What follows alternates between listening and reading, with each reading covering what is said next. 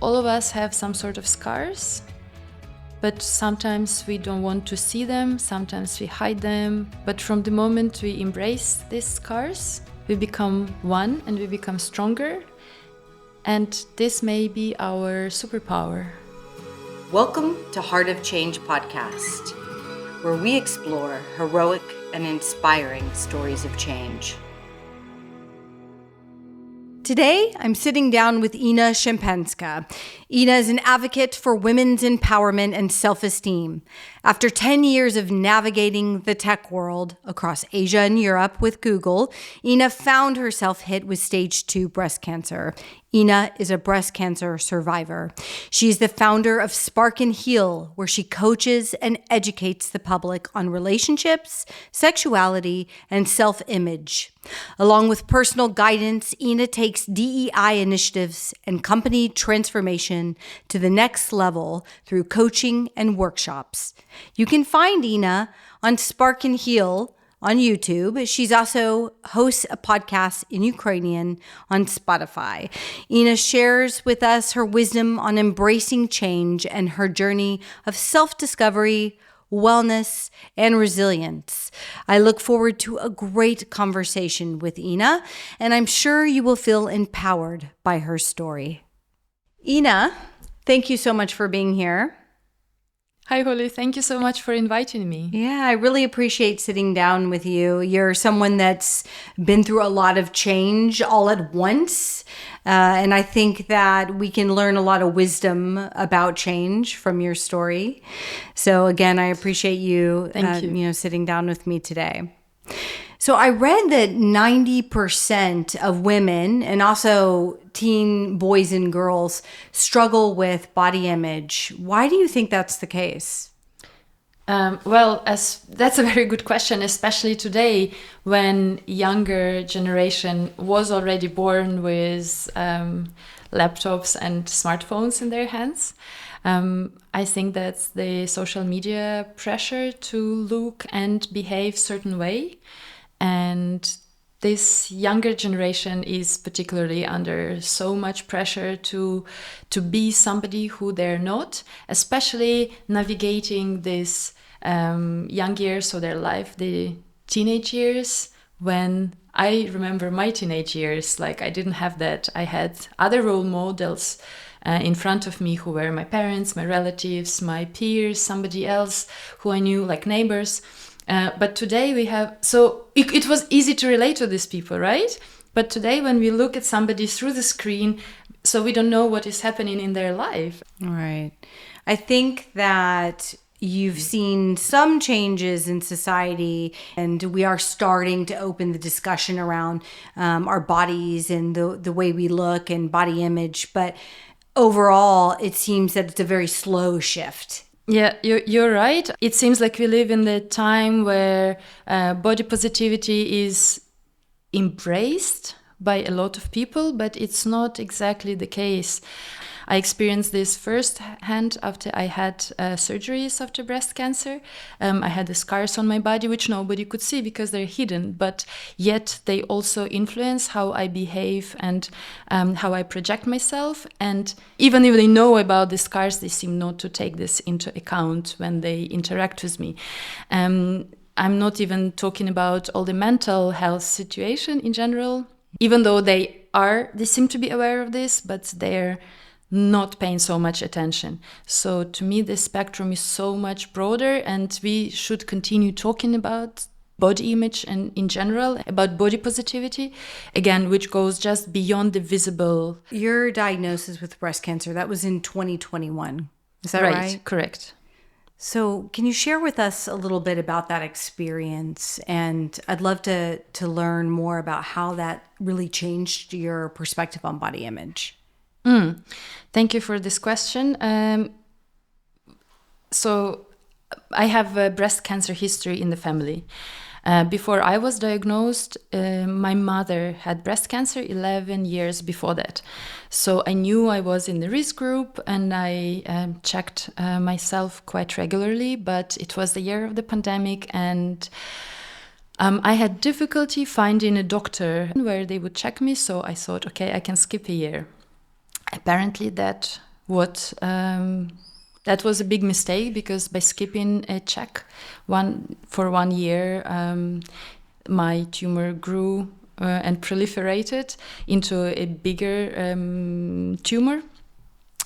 And so I found it, just by touching my breast. So that was a very scary moment when I found a big lump in my breast. And of course, I thought immediately, this is cancer and I'm going to die. I guess that a lot of people think about that, because first of all, we don't know what stage is it, like how fast does the tumor grow. Thankfully, the German medical system took everything really fast. So in 4 days, since the moment I discovered the tumor, I had the biopsy, and very soon, in a few days, I had my results. So I knew that I knew the stage, and I knew how fast everything was proliferating. And of course, it was the thoughts about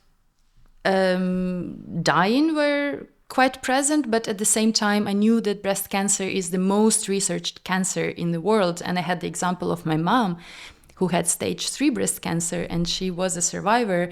So 11 years after her diagnosis. So I had positive thoughts. At the same time, I had also a lot of friends and people in my circle who encouraged me, and all the scientific papers that I could read at the time that helped me find this positivity in embracing the diagnosis and going through it. And when it comes to body image, I didn't think about this straight away. I didn't realize what it would become, what I would become, how all these treatments and surgeries, what kind of implications they would bring with time. I've had scares with things in the past, and I can imagine that feeling when you first feel that lump, that you sort of have that drop in your stomach and you feel clammy. It sounds like that's sort of what you experienced in that moment as well. We're programmed like that by nature. This is this famous fight and flight. When we think about change, we think about positive change, and with positive change, what I'm going to become. And it's sort of this exciting endeavor. But when a change happens to us that's very scary or comes from a place of fear, it's different. I'm curious how you embraced the becoming process, in a positive way, even though the change itself was very scary. So the positive way of embracing it was to think that I will get a boob job paid by taxpayers' money, I try to just think about this every day and kind of like jokingly talk to myself about that, because I knew from the very first interaction with the doctor after the biopsy that I would need mastectomy. And she told me about all the different options that I would have. How they would reconstruct my breasts. So I had this kind of joke that I never wanted to have a boob job done, but then I will have it, ha ha ha. And actually humor was something that kept me through this whole period, and support of my friends and family. And I think that that's very important, to be surrounded by those who care about you. It was actually very interesting how people flocked together and how I felt their presence, even though most of my friends don't live in Berlin. So support, humor, and of course hope for the best, because without hope you cannot go through that. And then the famous fight and flight, because as a patient you just shut a lot of your emotions down and you just have this tunnel vision. You have your protocol, you have your schedule of chemo, of different other procedures, and you just know that you have to go through that. And that also in a way helps you, because okay, I need this tomorrow, this is happening next week, this happens the week after next. So you kind of follow along, and that helps a lot.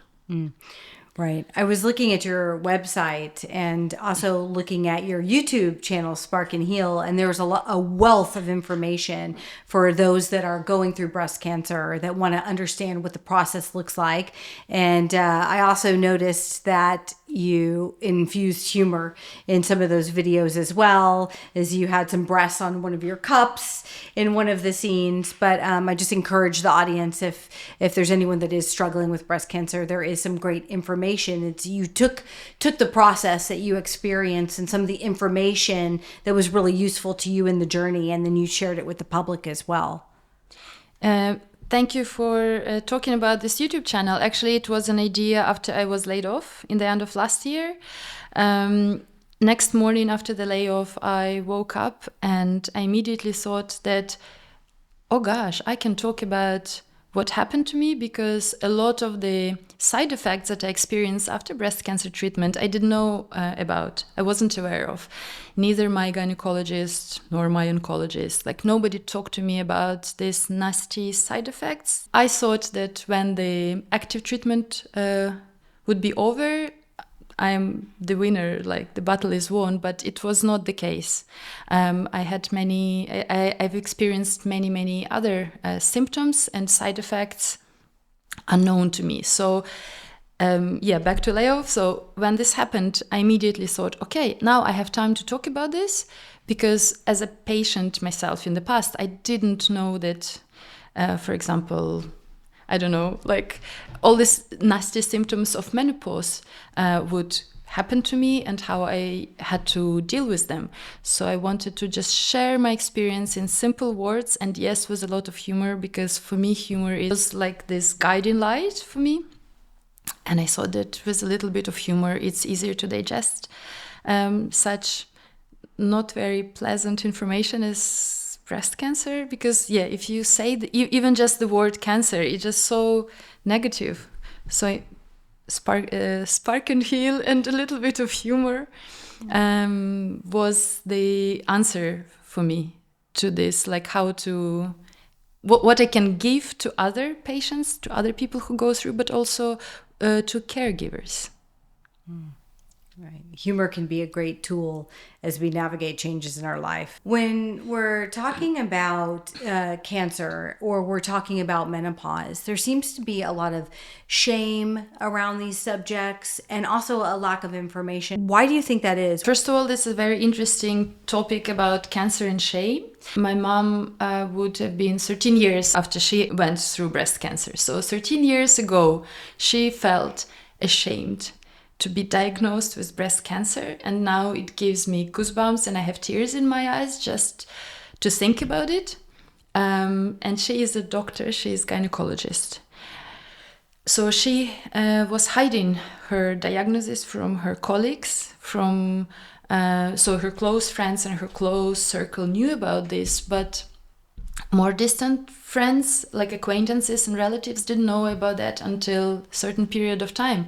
13 years ago, it was almost like a stigma of having cancer. It was something bad. It was, I don't even know how to label this, but I'm just, like, when I'm talking about this, I'm getting enraged about this, and I feel so sorry for my mom that she had to go through this. So she had chemo in her hospital, and then she went straight to work. She returned back to work after having this like chemo, which destroyed her body in a way, to destroy the cancerous cells. So this is one, and I hope that today, that's how I feel, but I don't know how it happens in other countries, in many countries, but I hope today cancer is not a stigma anymore, and it's okay to tell somebody that I have cancer. So second, menopause is a side effect, it's a direct side effect of any cancer treatment for a woman, especially breast cancer. Because during chemo, all the new cells, the production of new cells in the body just stops. So chemo kills all the new cells. And especially breast cancer or ovarian cancer is caused by overproduction of certain hormones, like in my case. So even though my mom had breast cancer, but I don't have connection to that. So I had a genetic test taken. And so my cancer was hormonal. Again, a lot of women produce too many hormones and too much hormones. And so therefore they develop ovarian or breast cancer. And during chemo, we try to oppress all the hormones. And after active treatment, I continue receiving treatment which blocks all hormones in my body. Therefore, I'm now in early menopause, like 10, 15 years earlier than I should have been. I stepped into this world of menopause, and which I didn't know would happen so fast and so sudden, and all the secondary effects, all the beauty of the menopause came to me, like rushed to me. When menopause happens in like the natural setting, let's say, a woman develops these symptoms over time, over a period of time. But for breast cancer patients, it happens faster. Everything is more reduced because Compacted. Yeah, more compacted, and it was just horrible. So first of all, I experienced mood swings. In a day, I could be happy and angry and laugh and cry and shout and dance, and I was aware of this happening, but I could not control this. And I addressed this to my doctor, and my doctor didn't have a lot of answers for me, unfortunately. In a typical setup, typical natural setup, let's say, a woman is taking or is advised to take hormonal replacement therapy, which was not possible for me because they're suppressing all the hormones in me, so I cannot do this. My body should produce hormones in a natural way, or I had to learn how to deal with that. So that's what happens with many, many women when they enter menopause. And then obviously a lot of other side effects, such as this hot flushes and a drop in libido and everything that connects to sexual life, and like obviously psychological, so all of these mood swings. So we don't know how to deal with that. So that was really crazy. And I started learning about this, watching different podcasts, reading scientific papers, reading books, talking to people who experienced that. And the main take on this is that menopause is still kind of a taboo, even though we talk about this a little bit more. But doctors don't consider this when they diagnose a woman who may come to them with symptoms. So it's kind of like still work in progress, and there's a lot to do there. Did you find that the research was heavy on cancer and heavy on menopause, but not as much conjoined?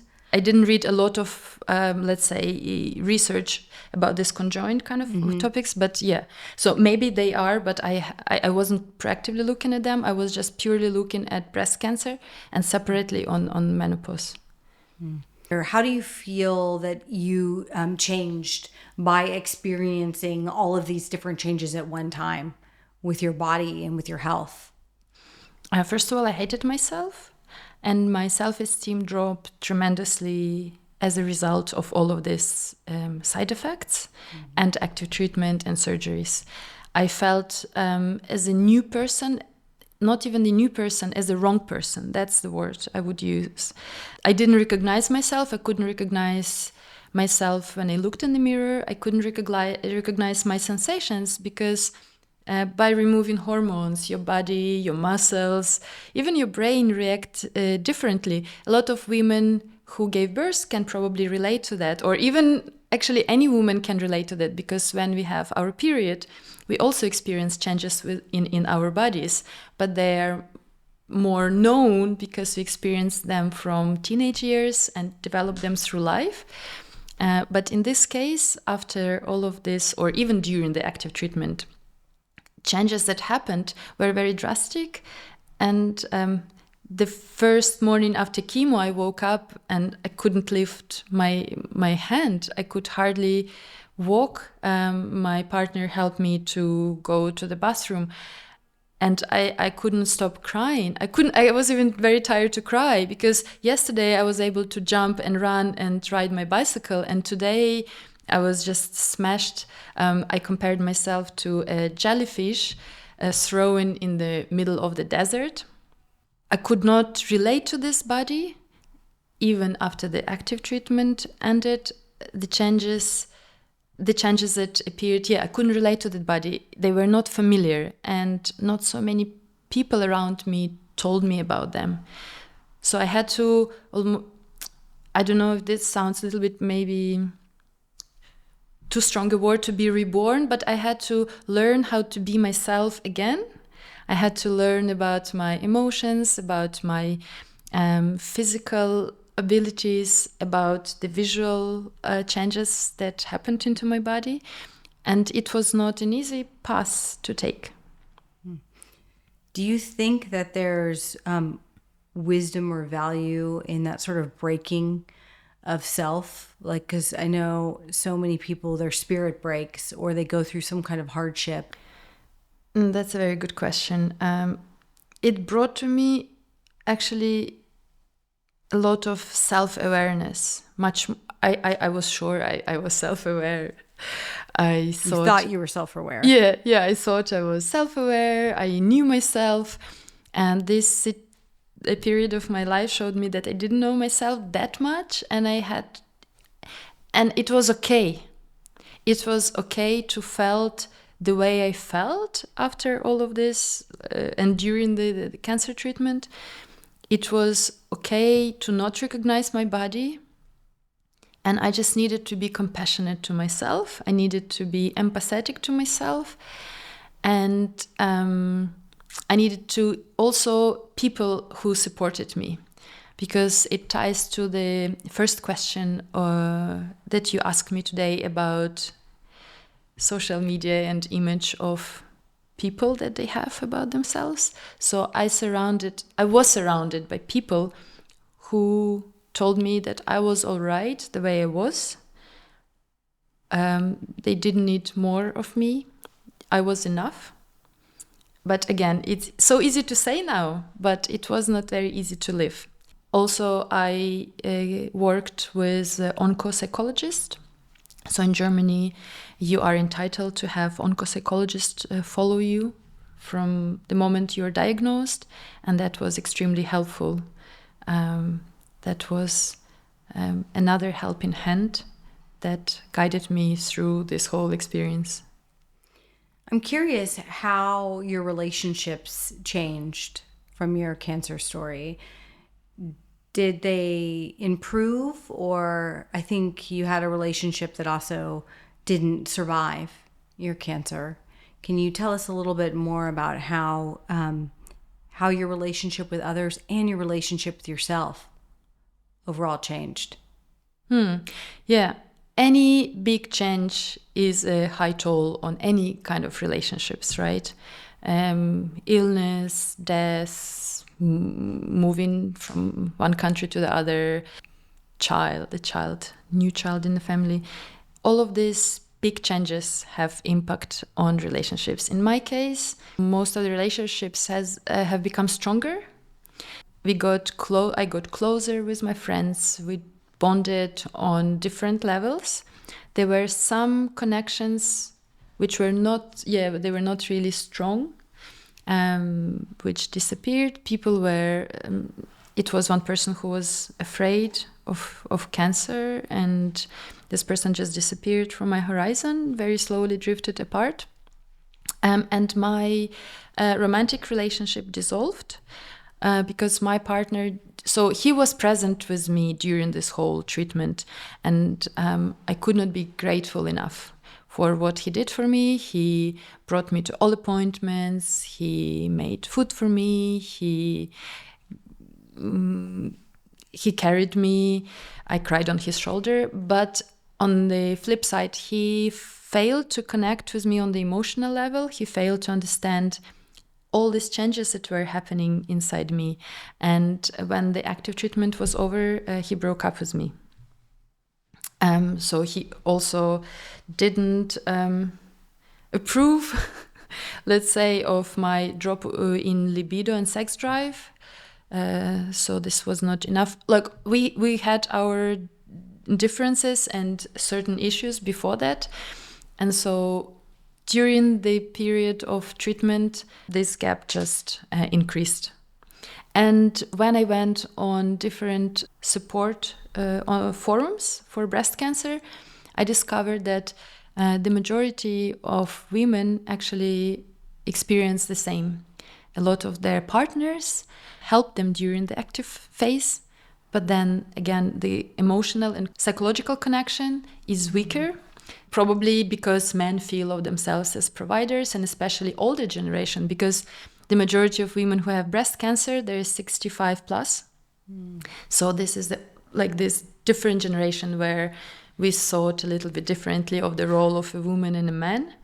So men didn't 50 in their 50s and 60s and 70s, they don't find it necessary to understand the emotional part of the illness, and then they drift away.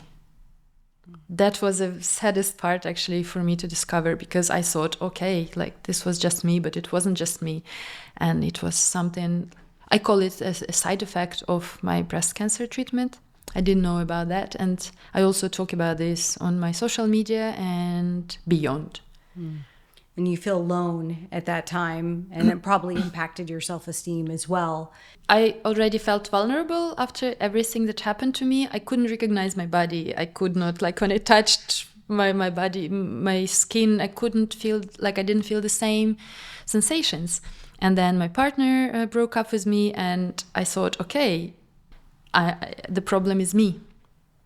And that's also what I read on the forums and support groups, that a lot of women blame themselves for what happened, even though there are two parties, right, in the breakup situation in general. So I had a big problem imagining myself in a relationship after that, especially since after the breakup, I needed 2 more reconstruction surgeries for my breast.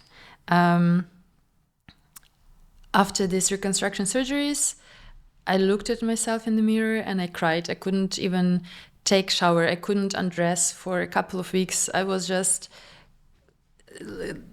lying in bed and feeling all miserable and horrible. And this thought was constantly on top of my mind, who will ever love me? So that was pretty horrible, but in a way it was a lesson again. We're always smarter when we look in the past, retrospectively, we're always smarter. But when I was in that situation, I felt that that's the end of me as a woman, as a person. I was done. Yeah, it sort of shatters a lot of concepts that you have, which are perhaps they're fragile concepts as well. I think that our relationships, we kind of maneuver through life and we think we have these really deep, profound relationships, but many of them are not deep and profound, or they're not as anchored as we thought they were. And something like this really brings it to the surface. Yeah. So I have this joke with my close friends. So we say, okay, I am your friend and I will love you and support you even when you have cancer and lose your job. So it's kind of like this private joke between some of my friends. And that's actually what happened. When I was going through cancer, most of my friends just, I don't know, they're incredible. They made me feel good about myself. They made me feel supported and loved, and they were there with constant messages, video calls. They send me postcards, little care packages. It happened during the pandemic, so it wasn't so easy to travel, but when the borders opened, they came to see me. So it was I was just the happiest person ever to feel this support. If I didn't have that, I don't know what would have happened to me, actually. Right. Almost as if your previous relationship that didn't survive, that it was a relationship that was based on, not as much depth and on more of an idea of who Ena is versus really who Ena is. Because I think we really know who each other are when we're in the struggle of life. That's when we get to know each other. But I wonder if perhaps people that are going through this, that they have a partner and their relationship is not working and they're going through a cancer diagnosis as well, if perhaps that person just has fear of sort of facing their own fragility, that they haven't really sat with their own mortality or their own impermanence. To those of you who are afraid of losing some connections, friendships, and partners, good riddance. When they don't want to help you and stay with you, good riddance, really. You don't deserve these people with you. You deserve only the best. You deserve support. You deserve all the love because you're the best person out there. I didn't know it back then. Nobody told me. I was just like, especially with my partner, with my ex-partner, I was grabbing to that. I was blaming myself, but it was not about me. It was about them. It's about the other person. Yeah. Typically, there's just, they haven't connected with that part of themselves. Yeah, maybe they will grow with time. Maybe they will understand in 10 years what they did, like what they did wrong. But I think it's really important to be on the same level of emotional growth. For sure, especially in a relationship. Yeah, maturity and, again, any kind of relationship. So if somebody drifts away, don't try to bring them back. No. Yeah.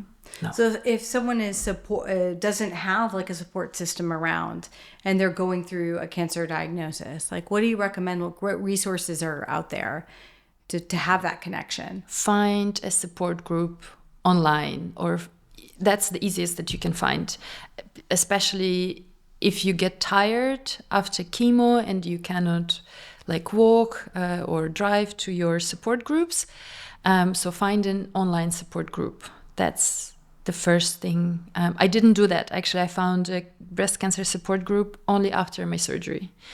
So it would have helped me. If there is a possibility to talk with a psychologist, then do that as well. But yeah, online groups are the easiest help that you can find. And then, of course, if you can find an offline group in your city, in your area, that's also very helpful to be understood, to be in the group of people who go through similar stories. I guess that any kind of support groups has always been beneficial to everybody, like young moms, I don't know, recovering people recover, like AA, right? Anonymous Alcoholics.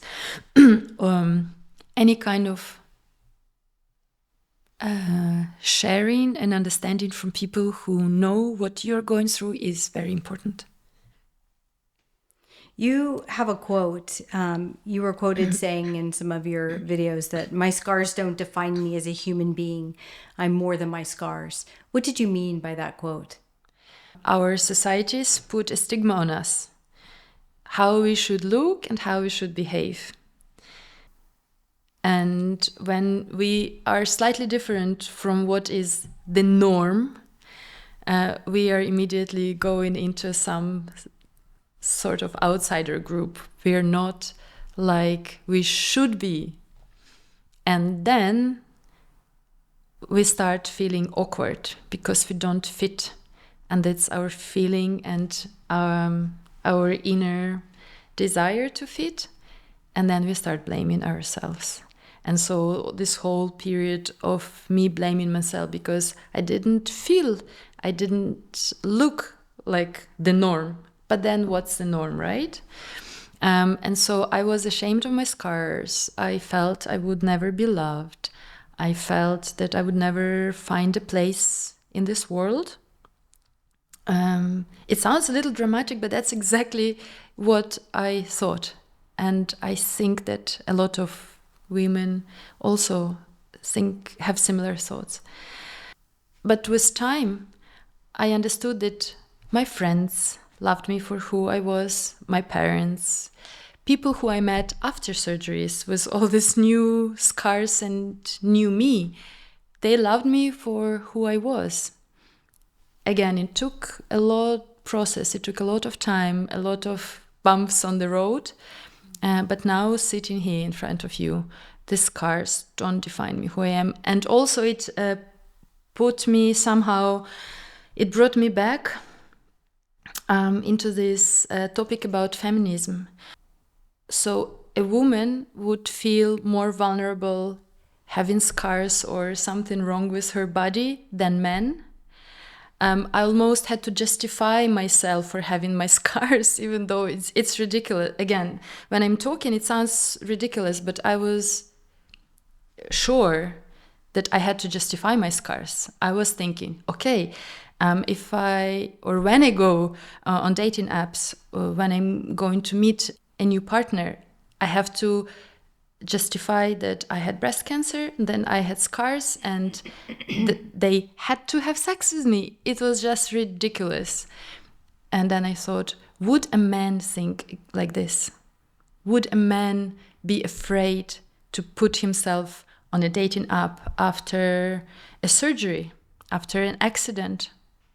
Maybe the chance, again, this is my guess, the chances are lower. And even though I was not raised in a very patriarchal family, because women in my family worked, and I never heard any derogatory language addressed to a woman, but the society and the news, all this like noise around me, I heard these buzzwords and this kind of narratives about traditional role of the woman somehow in the back of my head, and it suddenly popped up. So I was afraid to come out there with my body. So like in our society, woman needs to be virgin, was like untouched, this very humble person, individual who is just there to please men, you know. It's this archetypical kind of negative archetypical image of a woman in the patriarchal society, and so it all suddenly popped, like came in my head. And then when I started thinking about like this really negative thoughts, I went to reading a lot of feminist literature, and then I said to myself, no, it's not who I am, it's not defined, like I should not be defined by this.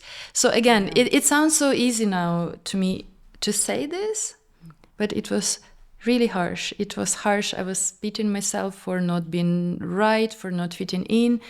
And when I started talking about this on my social media, I addressed women after or during breast cancer, but I got a lot of feedback from not only women, but men who didn't have cancer, who had different issues, but they still had this problem with body image.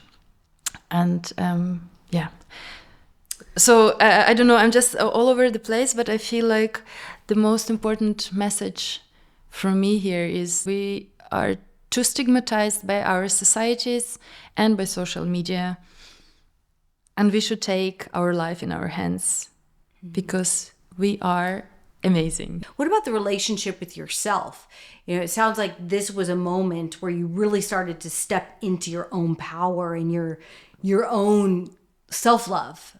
Yes, this period also reinforced my self-love, even though I still have an imposter syndrome and different self-blames from time to time, but it has reinforced my identity and my self-worth. Like also this feeling of being vulnerable when you're going through treatment, when you're waiting for the biopsy results and you are thinking, oh my God, like, am I going to die? All these little moments, they trigger this thought that you have an expiration date. We all know that, but for some reason this cancer thingy is now here and it may actually impact my lifespan. And so, is it worth living with this idea of me being miserable, of not being worthy, or not? Shall I embrace a challenge if I face one, or shall I step back? So it slightly shifts my perspectives, not only on my self-image, but also on the outcomes in life, and maybe made me a little bit more in a position of facing more risks. But back to the self-image, yes, I was constantly asking why I'm thinking about myself as not worth it, just it didn't make sense. And so reshuffling these different puzzle pieces inside me created a stronger foundation and connection to myself. So cancer became a teacher. Yeah. to you? In general, is any big major challenge in life is a teacher for any of us. Yeah. So what in what ways would you say are the core ways that it changed you going through this life experience? Feeling of self-worth, of like, yes, I'm worthy of living, I'm worthy of being loved, and I'm worthy of doing whatever I want to do. I took this little promise to myself that I would not hold back doing anything that I wanted to. So just as I recovered, I started taking singing lessons, for example, because I've always wanted to sing, but I was like, oh, I didn't have the time, I didn't have the right moment. There is never a right moment for anything, right? Well, I am throwing myself out there even more. I am meeting with new people, with faster. I'm in general a shy person to take a first step and meet people, but I'm going out there. Out there, I'm meeting people. I'm doing things that I want to do. That's the biggest change, I would say, and of course, connection to myself and relationship to others. And when it comes to any, again, not only relationship, romantic relationship, but in any kind of relationship, I understood what kind of people I appreciate and I want and need to have by my side. So all this, like what I need and what I want, became very strong and prominent inside me. I kind of understood this more, and it's somehow ingrained inside me now. Do you approach relationships very differently now as well? Yes.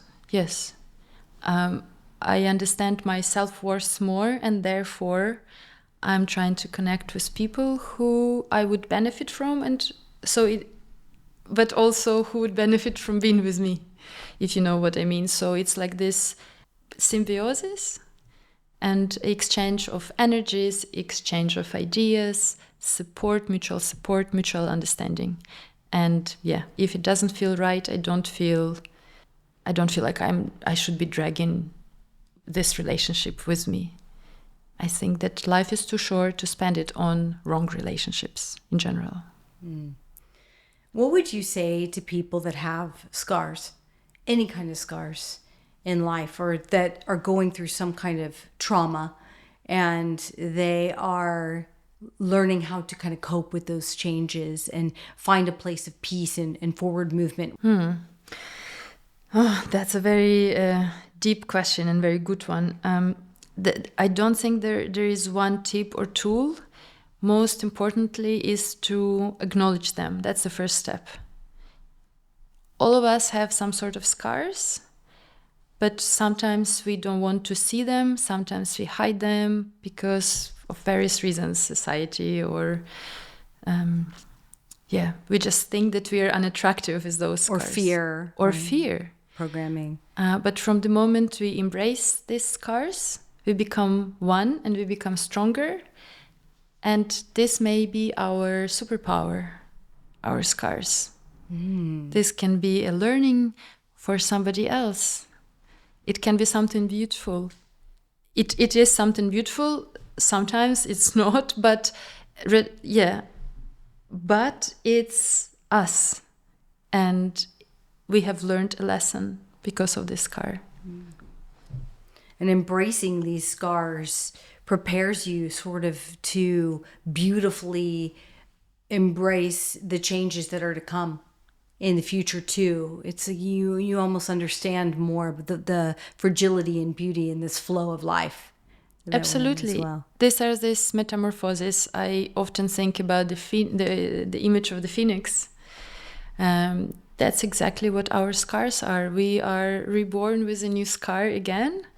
I don't know if this is the correct it would be the correct metaphor to use or not, but as you said, it teaches us about ourselves, about our life, and there is nothing to be ashamed of. I think the more scars, the better. No, but we should not be ashamed of them. We should be proud of them. Mm-hmm.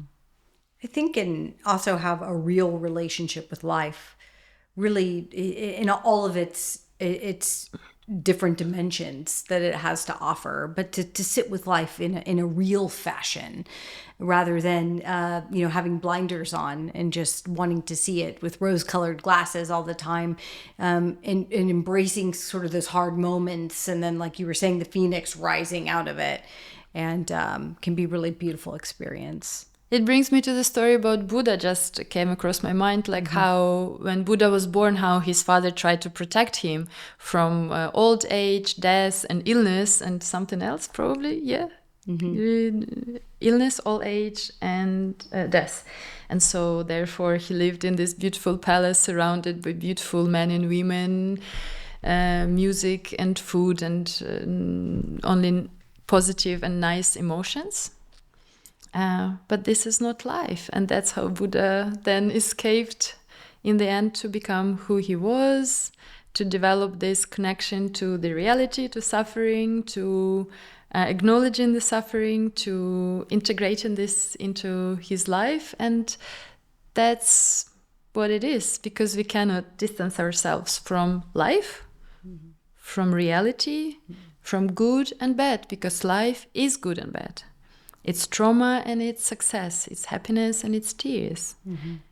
So once we understand all of this, we take it inside, we embrace it, and we go forward with it. And that's the beauty of life.